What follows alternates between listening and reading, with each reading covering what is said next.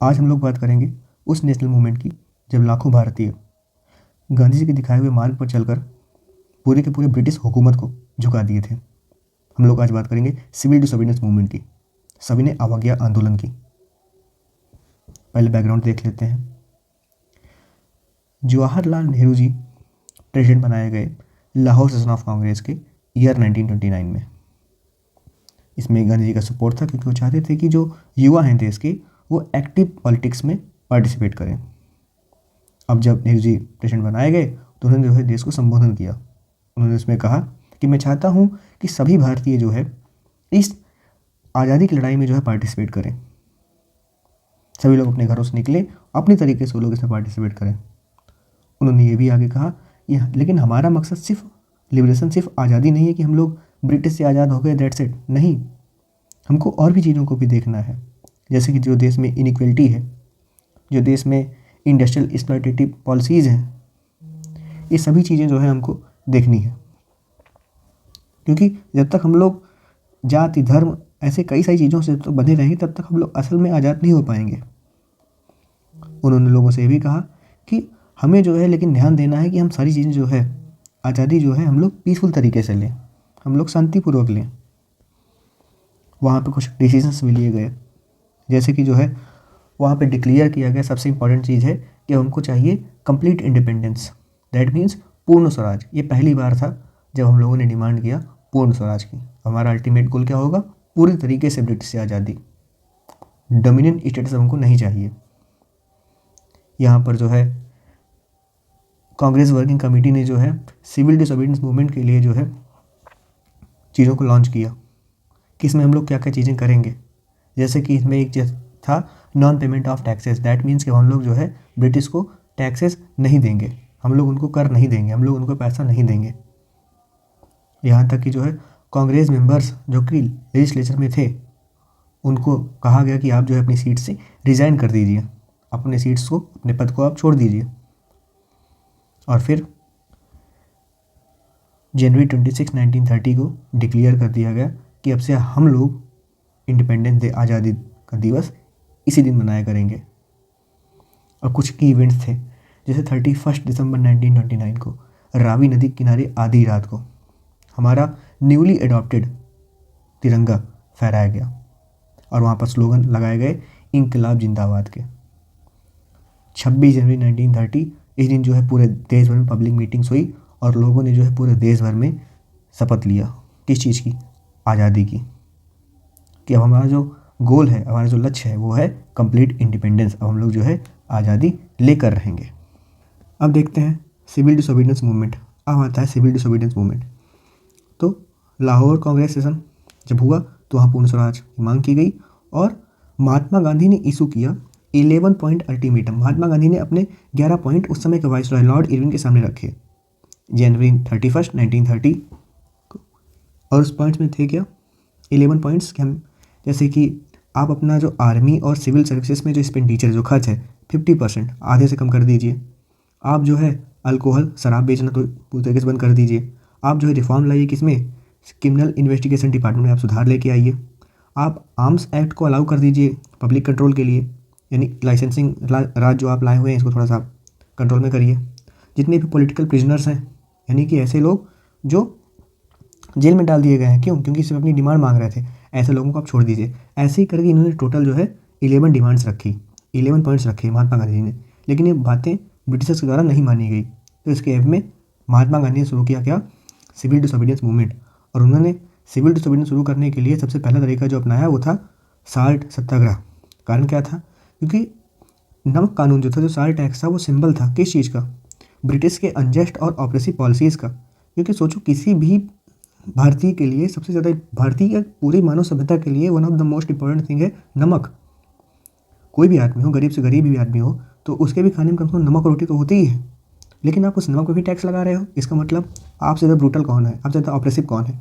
और Mahatma Gandhi ji mass movement करना चाहते थे, वो लोगों को अपने साथ जोड़ना चाहते थे। तो उन्होंने ऐसा एक टॉपिक चुना जिससे लोग एक साथ आ सके, और वो टॉपिक क्या था?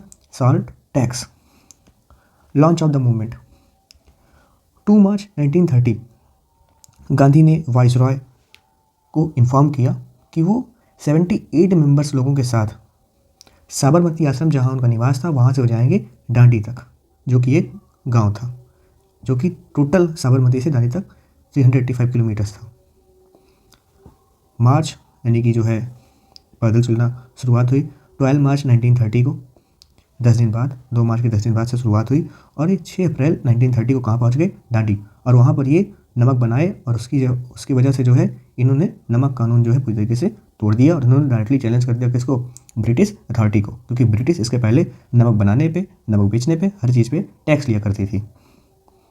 आप लोग यहाँ मैप में देख सकते हैं कि महात्मा गांधी यहाँ से चले थे, स्टार्टिंग पॉइंट ये रहा साबरमती आश्रम गुजरात में, यहाँ से चले थे कहाँ तक?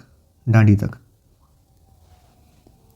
ओके, अब देखते हैं Gandhi's directives for the movement.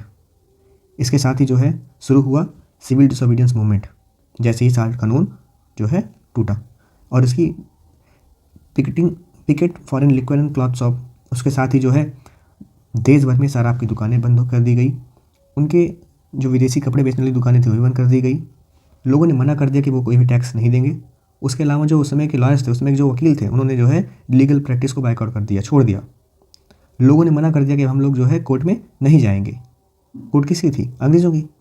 Government servant, सरकारी अफसर, सरकारी लोग, सरकारी कामगार लोग, उन्होंने भी जो है अपने अपने पोजीशन से रिजाइन कर दिया। कौन से लोग? जो भारतीय लोग थे। Follow local leaders after Gandhi arrest, और जैसे ही गांधी जी का अरेस्ट हो जाता है इस चीज़ के बाद, लोगों ने अपने आस पड़ोस के लोकल लीडर्स को फॉलो करना शुरू कर दिया। वो जैसा बोलते थे लोग वैसा करते थे। स्प्रेड ऑफ सिविल डिसोबीडियंस, ये फैला कैसे? Major short marches and protest, कई सारे जो है नमक कानून के विरोध में कई सारे जो है मार्चेज हुए, क्योंकि सभी लोग महात्मा गांधी जी के साथ तो नहीं जा सके डांडी, लेकिन जो जहाँ पर था उसने अपने हिसाब से जो है प्रोटेस्ट में भाग लिया। जैसे सी आर गोपालाचारी जी थे, इन्होंने जो है मार्च को इन्होंने भी लीड किया। कहाँ पर? चिचनपल्ली, दैट मीन्स इन्होंने अपने तमिलनाडु में ही जो है मार्च को जारी रखा। सचिन नायडू जी थी, इन्होंने जो है मार्च तो नहीं किया लेकिन ये प्रोटेस्ट की। कहाँ पर? साल्ट डिपो के सामने गुजरात में। के केलप्पन थे, इन्होंने जो है मार्च को लीड किया। कहाँ? कालीकट से पैनूर तक, that means in Malabar coast. सत्याग्रही असम के भी लोग जो है वॉक किए, सिलेट टू नोआखली, यानी लोग जो जहाँ थे वो अपने अपने तरीके से जो है वहाँ पर नमक कानून के विरोध में खड़े हुए। की फॉर्म्स ऑफ प्रोटेस्ट, अब लोग कैसे प्रोटेस्ट कर रहे थे हम लोगों ने देखा। लोगों ने जो है फॉरेन गुड्स और शराब की दुकानों को जो है बंद करवा दिया, बाइकआउट कर दिया। लोगों ने मना कर दिया कि हम जो है कोई भी प्रकार का टैक्स हम लोग नहीं देंगे। उसके अलावा जो है कुछ फर्ज सत्याग्रह भी हुए, जैसे कि जो है लोगों ने मना किया कि हम लोग जो है चौकीदारी टैक्स नहीं देंगे। उसके अलावा जो सरकार का नियम था कि आप लोग जंगल से लकड़ियाँ वगैरह नहीं तोड़ सकते हैं, जंगल से कुछ फल नहीं ले जा सकते हैं, लोगों ने उसको भी इनकार कर दिया, लोग चीज़ें ले जाने लगे।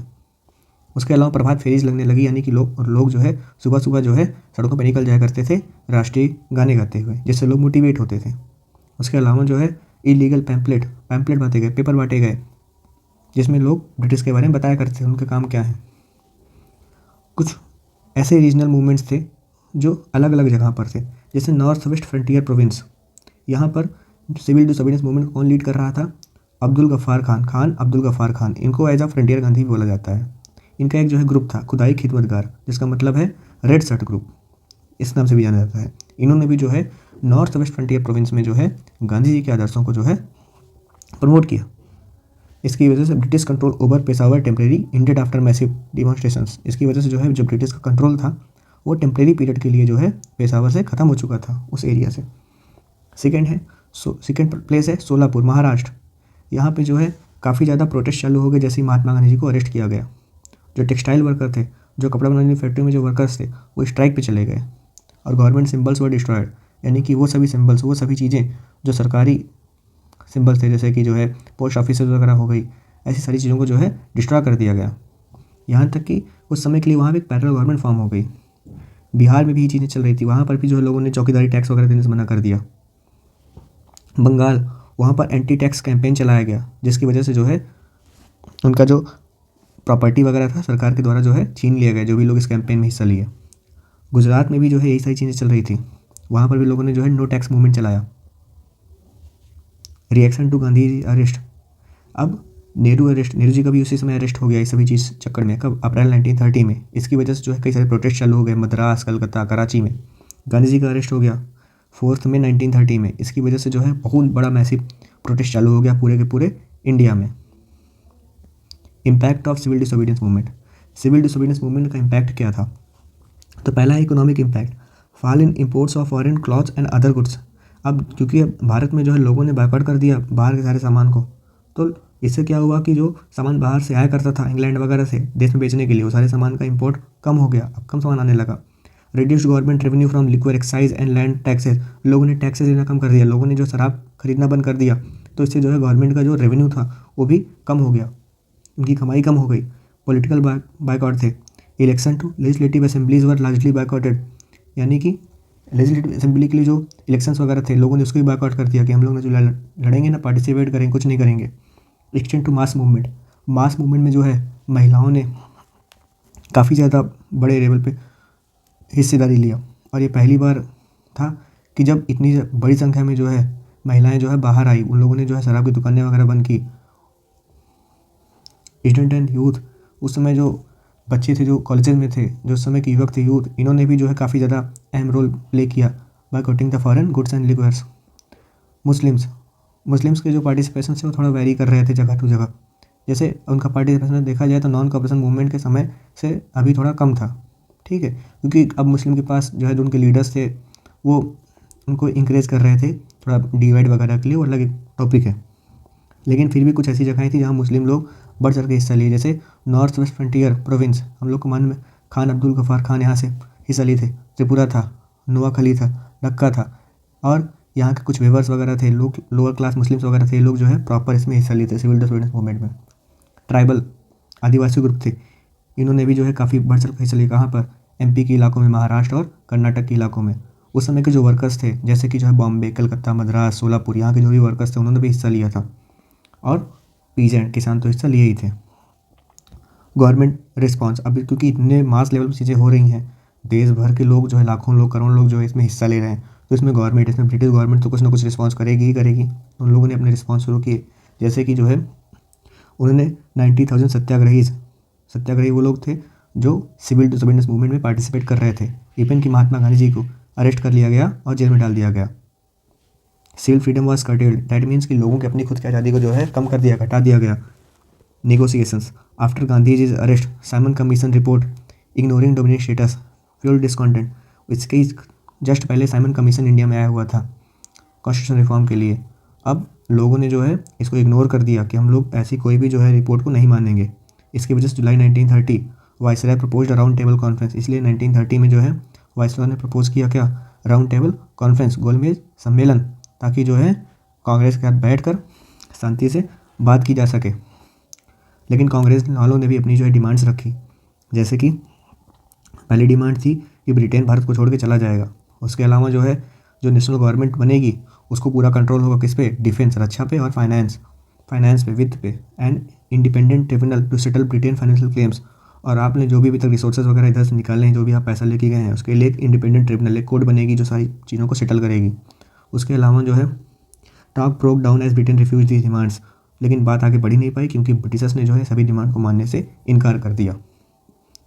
ये था जो है सिविल डिसोबीडियंस मूवमेंट। इसके अलावा जो है ये कब खत्म होता है? 1934 के आसपास, ये बीच में सस्पेंड भी होता है, और राउंड टेबल कॉन्फ्रेंस, ये सब इसी के पार्ट हैं। हम लोग उसको जो है किसी और वीडियो में देखेंगे। ओके।